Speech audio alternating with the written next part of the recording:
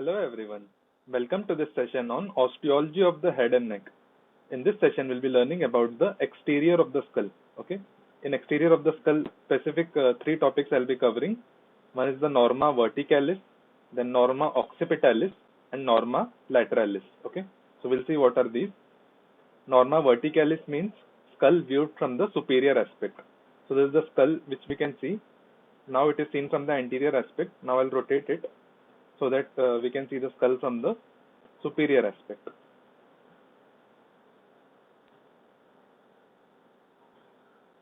So here it is. So now the skull is seen from the superior aspect. So when the skull is seen from the superior aspect, that view is referred to as Norma Verticalis. Okay. In any Norma, we should know how to describe the skull in that view. So in general, we can remember few points in which we can describe the view. First, we can say the bones which are visible in that view. Then we can say the sutures which are visible in that view. Then any special features in that view. And lastly, the applied aspects related to that view. Okay. So for Norma Verticalis, let's begin. I'll just zoom in. So here what we can see, which bones are seen now. In Norma Verticalis, this bone is frontal bone. This bone is parietal bone. So parietal bones are paired. These two are parietal bones. So here we can see both bones are parietal bones, and some part of occipital bone is also seen. Okay. So these are the bones visible in this view. Now let's cover the sutures which are visible in this view. Between the frontal bone and the two parietal bones, this suture which we can see, this is the coronal suture. Between the two parietal bones, this suture which we can see, this is the sagittal suture. And when we see on the posterior aspect, near the occipital bone, the suture which is seen here, that is the lambdoid suture. Okay. We'll just zoom in and show. This is the lambdoid suture. Okay. So we have covered two headings: bones visible in the view, sutures visible in the view. Third point is special features in that view. So what all special features we can appreciate in Norma Verticalis? The point where the coronal suture meets the sagittal suture, that point is referred to as bregma. Okay, it was the region of anterior fontanelle in the fetal skull, test fused, and the point is referred to as bregma. The age of fusion of this anterior fontanelle is 18 to 24 months. Okay, approximately 1.5 to 2 years of age, this anterior fontanelle closes. Okay. Then there is one point here on the sagittal suture, which is referred to as the highest point on the sagittal suture, which is referred to as vertex.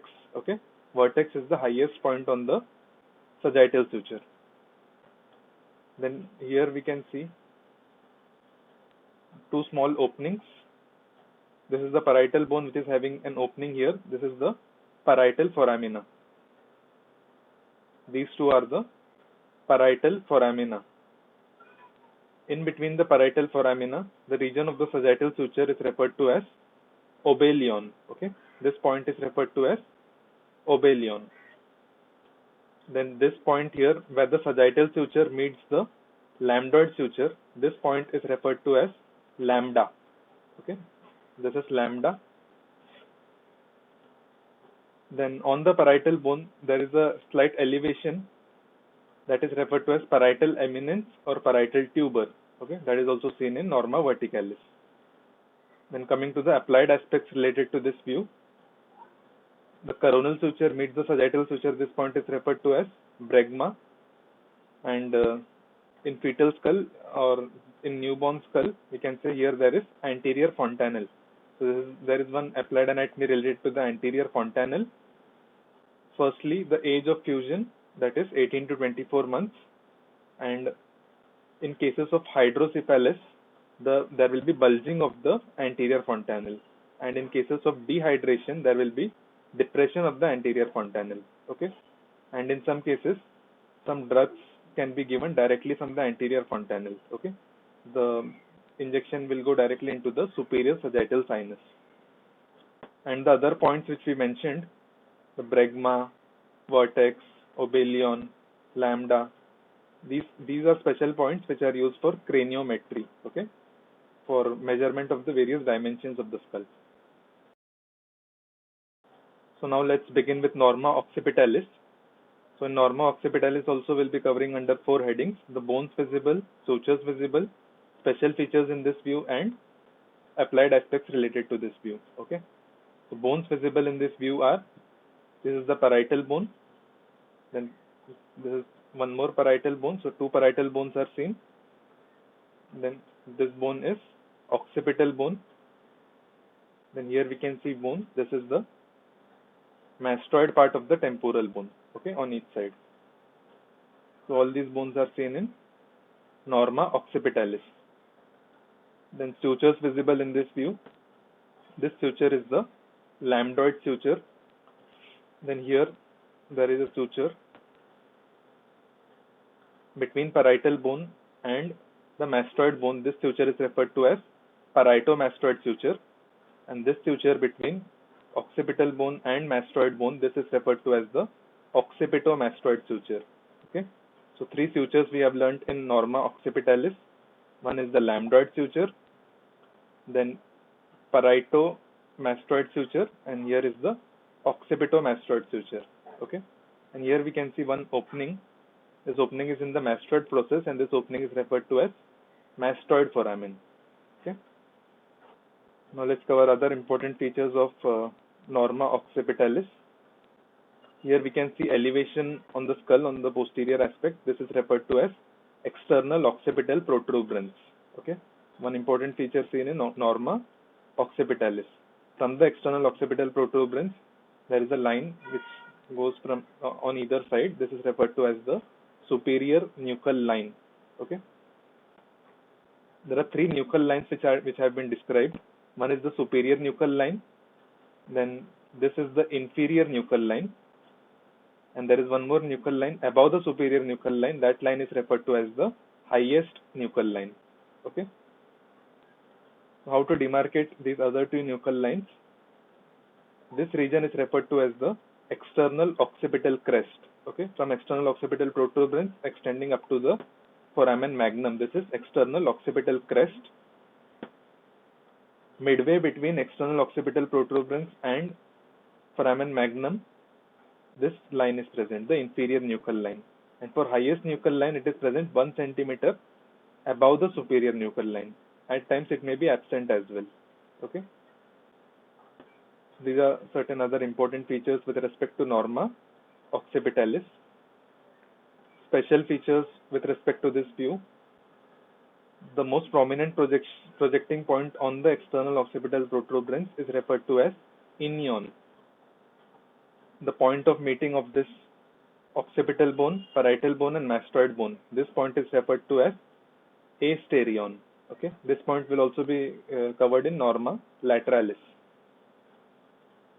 Then the superior nuchal line has got certain applied aspects because important muscles are attached here. The medial part gives attachment to the trapezius muscle. The lateral part gives attachment to the sternocleidomastoid muscle. Okay. And the highest nuchal line, it gives attachment to the galea aponeurotica. This is one of the layer of the scalp. Okay. And also the occipital belly of the occipitofrontalis muscle is attached there. In case the highest nuchal line is absent, then those structures will be attached onto the superior nuchal line. Okay. This was all about Norma Occipitalis. Now let's cover the Norma Lateralis. The skull viewed from the lateral aspect is referred to as Norma Lateralis. So in this view, bones which are visible are: this bone is the frontal bone, this bone is parietal bone, then this bone is occipital bone, this is the temporal bone, and which bone is this? This is the greater wing of the sphenoid bone. Okay. And this one is the part of the temporal bone only. This is the zygomatic process of the temporal bone. Okay. This is the zygomatic bone. And which bone is this? This is the mandible. Okay, mandible is also seen in Norma Lateralis. Then certain bones of the face are also seen. Here we can see the nasal bone, then maxilla bone, lacrimal bone. Okay, certain small bones of the face are also seen in Norma Lateralis. Now let's cover the sutures which are visible in this view. So this suture which we can see, this is the parieto-squamous suture. This is called as the parieto-squamous suture. This bone is temporal bone, but suture is called as parieto-squamous suture. Why is it so? Because this is the squamous part of the temporal bone. Temporal bone has got 4 parts. The 4 parts of the temporal bone are squamous part, petromastoid part, tympanic part, and styloid process. Okay, so this is the squamous part of the temporal bone. The suture which is there, this is referred to as the parieto-squamous suture. Then here we can see an H-shaped suture. This H-shaped suture, this region is referred to as pterion. Okay, P-T-E-R-I-O-N is pterion. So which bones are meeting at pterion? One is the parietal bone, then frontal bone, and this bone is greater wing of the sphenoid bone, and this is temporal bone. Okay, so all these bones are meeting at the region which is referred to as pterion. Here the region is asterion. Okay, here 3 bones are meeting: parietal, temporal, and occipital. And other sutures which we can see here, this is the zygomatico-temporal suture. Okay, between zygomatic bone and temporal bone, this suture is zygomatico-temporal suture. Here we can see a small suture. This suture is the frontozygomatic suture. Okay, between frontal bone and zygomatic bone, this suture is frontozygomatic suture. Now let's cover some special features with respect to this view. So what all special features are seen in Norma Lateralis?